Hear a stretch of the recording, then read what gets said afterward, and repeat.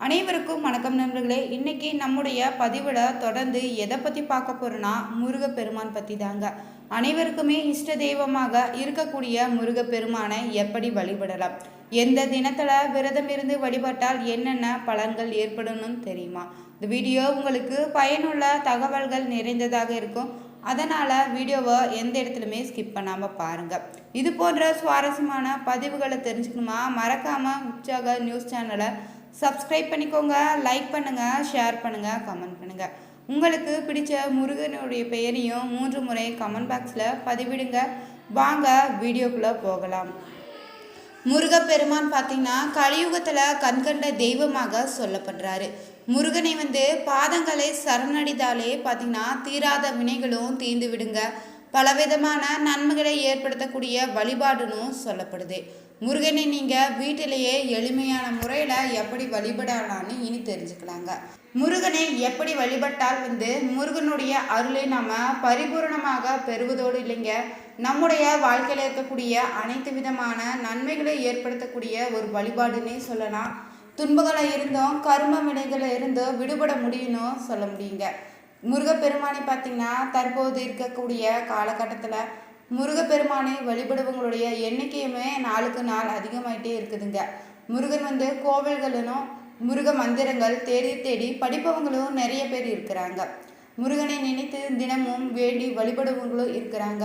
தினமுமே பார்த்திங்கன்னா கோவிலுக்கு போய் தான் முருகனை தரிசிக்க முடியாதவங்க வீட்டிலேயே எளிய முறையில் வழிபாடு விரும்பினீங்கன்னா இன்றைய பரபரப்பான காலத்தில் பார்த்திங்கன்னா கடுமையான வேலை பளுவிற்கு இடையில நீங்கள் முருகனை வழிபட்டு அவரது அருளை பெறுவது எப்படி வழிபடலான்னு தெரிஞ்சுக்கலாங்க.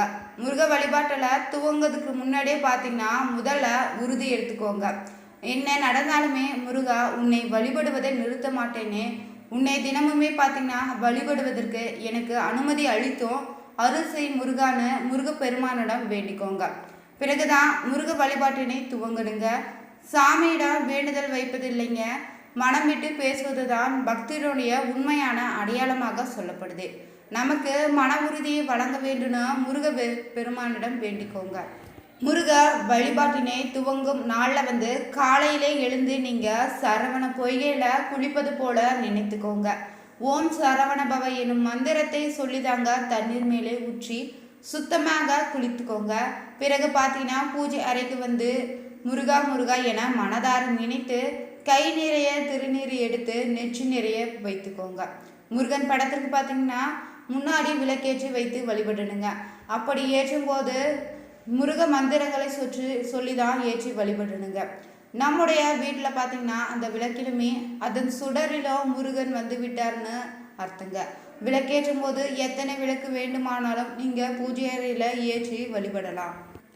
மனதாலே நீங்கள் முருகனை நினைத்து தினமுமே தவம் இருப்பது போல தாங்க அவரது நாமங்களை சொல்லிக்கொண்டே இருந்தீங்கன்னா நிறைய பலன்கள் ஏற்படும். முருகப்பெருமானை பார்த்தீங்கன்னா மூல மந்திரமாக இருக்கக்கூடிய ஓம் சரவணபாய நமக என்ற மந்திரத்தை சொல்லி தான் வழிபட்டுனுங்க. இந்த மந்திரம் பார்த்தீங்கன்னா வாய்விட்டு சொல்லக்கூடாது, மனதுக்குள்ள சொல்ல வேண்டுங்க. அதே சமயம் நீங்கள் சொல்லும் மந்திரம் உங்களுடைய காதலப்படும் வகையில் மட்டும் சொல்லுங்க. இந்த மந்திரத்தை நீங்கள் 11 அல்லது 21 என்ற எண்ணிக்கையில் சொன்னால் சிறப்பான பலன்களை ஏற்படுத்துங்க. கண்மூடி மந்திரங்களை சொல்லும்போது தேவையற்ற பலவிதமான நினைவுகள் வந்துச்சுன்னா அதை கண்டு கொள்ளாமல் தொடர்ந்து மந்திரத்தை முருகனை நினைத்து கொண்டே சொல்லணும். அருப்பெருஞ்சோதி சுடரான முருகனை வழிபட பார்த்தீங்கன்னா அதிகாலை நேரமான 4:30 மணி முதல் 6 மணி வரையிலான பிரம்ம முகூர்த்தமாகிய பொழுது பார்த்தீங்கன்னா நீங்கள் எழுந்து ஒரு நெய் தீபம் இல்லைன்னா நல்லெண்ணெய் தீபம் ஏற்றி தீபத்தில் முன்னாடி அமர்ந்துக்கோங்க.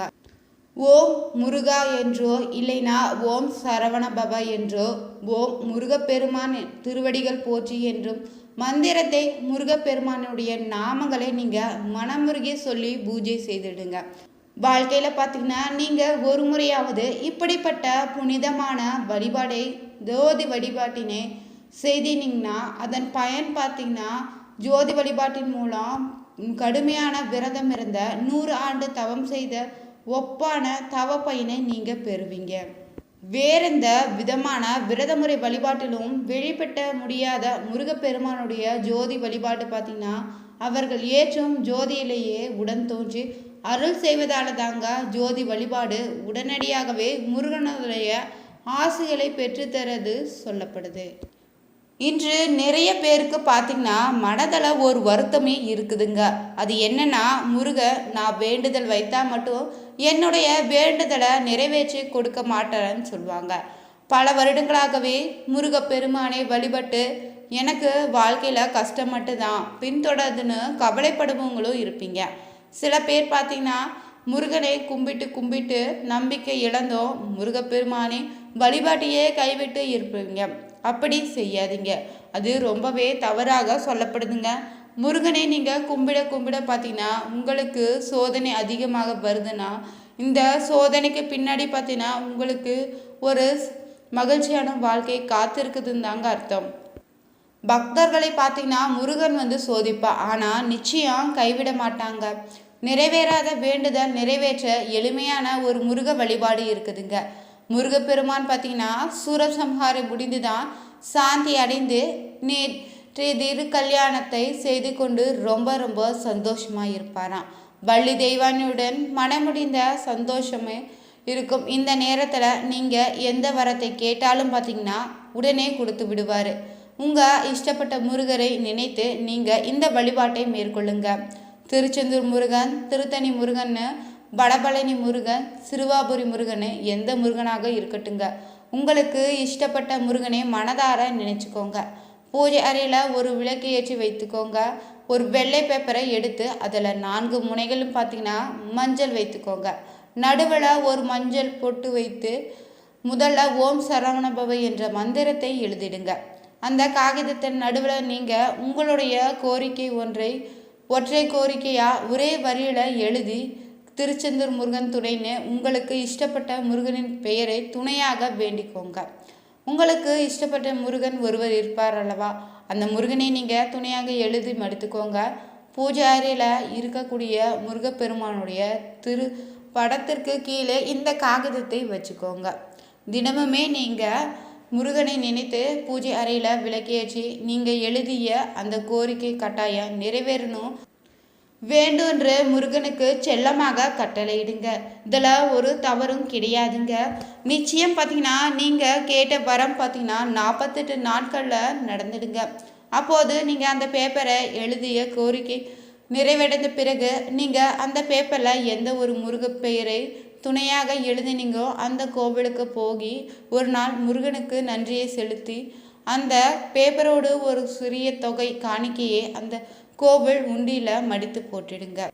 இந்த வழிபாட்டு செய்யும்போது உங்களுக்கு ஒரு சாதாரண வழிபாடாக தாங்க தெரியும், ஆனால் இதற்கு பின்னால் இருக்கக்கூடிய சக்தி பெருசுன்னே சொல்லலாம்.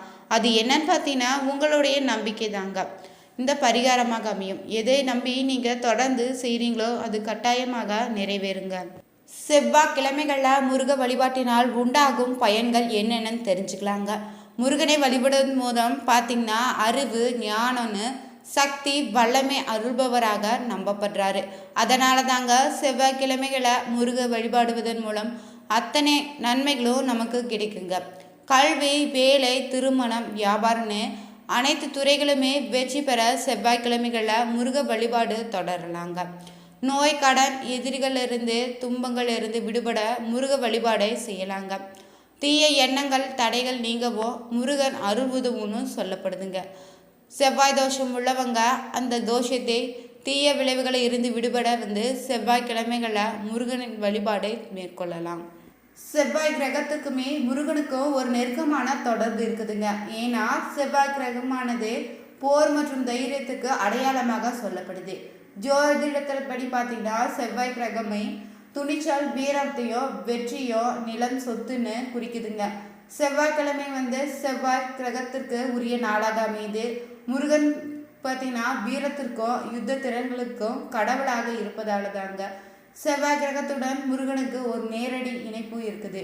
முருகனுடைய திருவுருவ பார்த்திங்கன்னா வீட்டில் இருந்துச்சுன்னா வைத்து வழிபடலாங்க. இல்லைன்னா முருக படத்திற்கு முன்பாக நீங்கள் விளக்கேற்றி மலர், மாலை, குங்குமம், தீபம் காட்டி வழிபடலாங்க. முருகனுக்கு உகந்த மலர்கள் பார்த்திங்கன்னா தாமரை, மல்லிகை, அரளி மற்றும் வைத்து வழிபடலாங்க. விளக்கேற்றியும் தீபம் காட்டியும் வழிபடலாங்க. இந்த வீடியோ உங்களுக்கு பிடிச்சிருந்தா இது போன்ற சுவாரஸ்யமான பதிவுகளை தெரிஞ்சுக்கொள்ள மறக்காமல் உற்சாக நியூஸ் சேனலை சப்ஸ்கிரைப் பண்ணிக்கோங்க. லைக் பண்ணுங்கள், ஷேர் பண்ணுங்கள், கமெண்ட் பண்ணுங்கள். Thank you viewers.